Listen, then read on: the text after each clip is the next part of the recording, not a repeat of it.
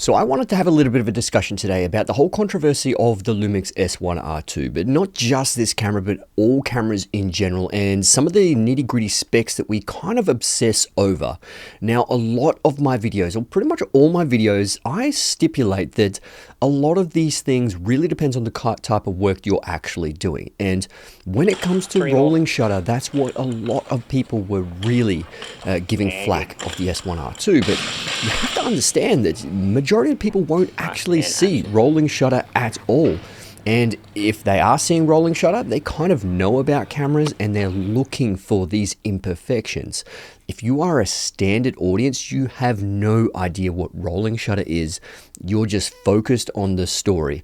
And look, to be honest, if you're focused on the rolling shutter or the audience is focusing on the rolling shutter, you've kind of lost the audience and your story just isn't compelling enough. But one of the main reasons why I wanted to make this video is I actually use this in CrossFit situations. And CrossFit's a very fast-paced action sport. And the shoot that I actually did, I purposely whipped the camera around to try and get some whip transitions, but also just follow Isaac's motion, and he was going fast. And I purposely chose fast action exercises for him to complete. And realistically, it was really hard for me to actually see any rolling shutter.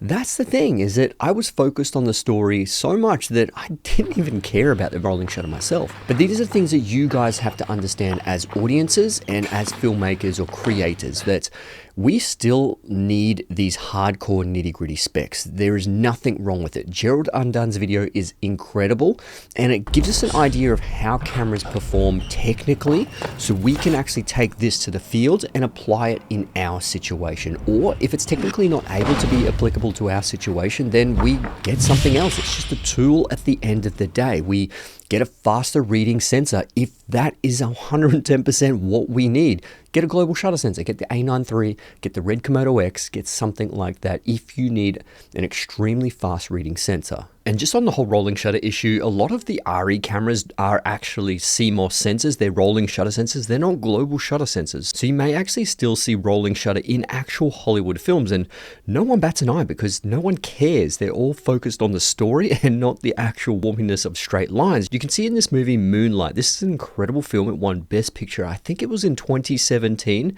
Incredible, got the Oscar. You can see the rolling shutter artifacts essentially when they're about to fight. The antagonist is actually circling the protagonist, and you can see the rolling shutter issues here, but no one cares. And this is what I'm trying to tell you guys, is that story matters the most. And this was actually shot on the ARRI Alexa XT Plus, which is a CMOS sensor, which is a rolling shutter sensor, not a global shutter sensor. And just going back to those technical tests with Gerald Undone's, my video, we have to do these technical tests. Like I said, this just gives us and you guys the knowledge of what the camera is capable of, some of the potential downsides, and how you're going to be able to apply it to your situation. And I do have to bring it back a little bit. I understand the S1R, it's obviously R stands for resolution, very similar to Sony, that it's a high resolution camera. It's a photography camera that does videos very well. It's kind of like the A7R5. You know, it's a photography camera that does video fairly well. And even the A7R5's rolling shutter performance is pretty atrocious. And I've actually said that in the review that I actually did, the A7R5 and the A7CR video with that same sensor. 8K is just so hard to use because the rolling shutter is pretty bad. But if you go to 4K, similar thing with this, it does get better. One thing I did mention in my video is that the dynamic range was something that wasn't a concern. It was just a little bit lower considering that it has a slower readout. So you'd think, okay, slower readout is going to have more dynamic range. But even if you put it in the dynamic range expansion mode, it gets even slower. And then it ends up being pretty much the same as the S5 IIX. But I must preface, and this is what I've commented back on a lot of people's comments, that dynamic range really doesn't matter as well. The sports situation I didn't have lights powerful enough to overexpose the sun.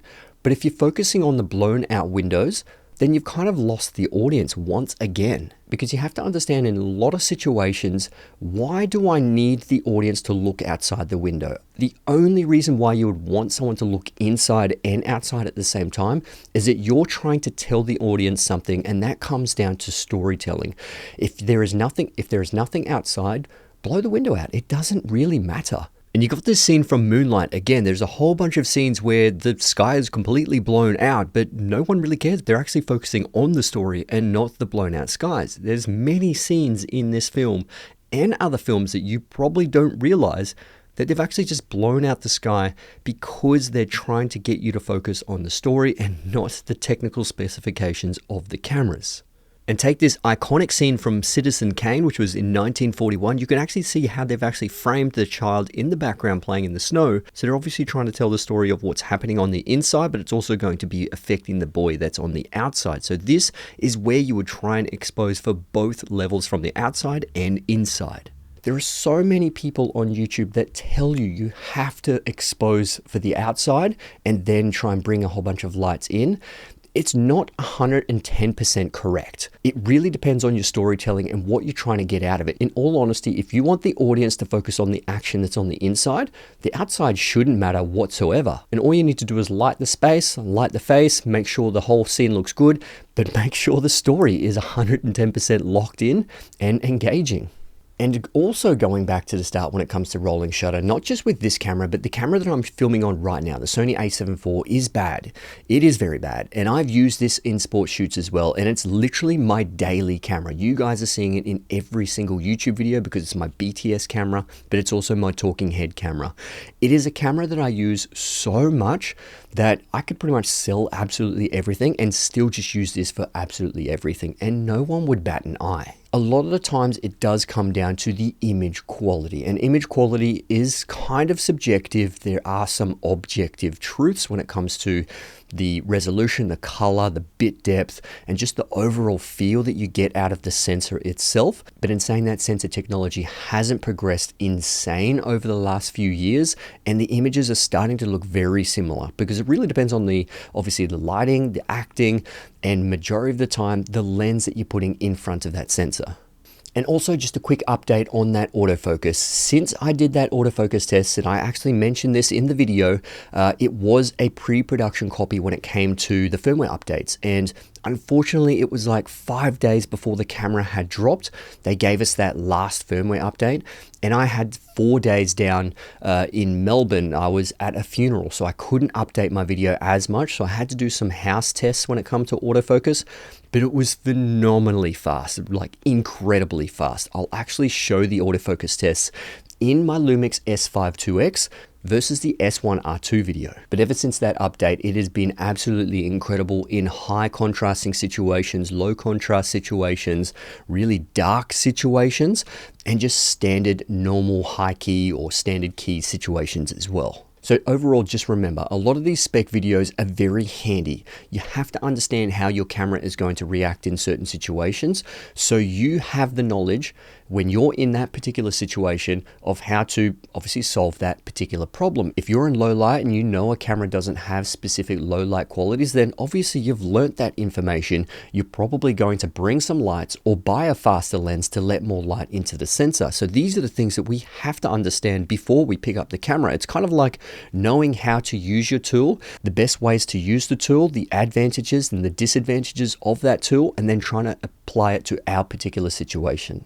So anyway, my friends, I hope I cleared up a whole bunch of stuff. Obviously, stay tuned for that S5 IIX versus the S1RII video.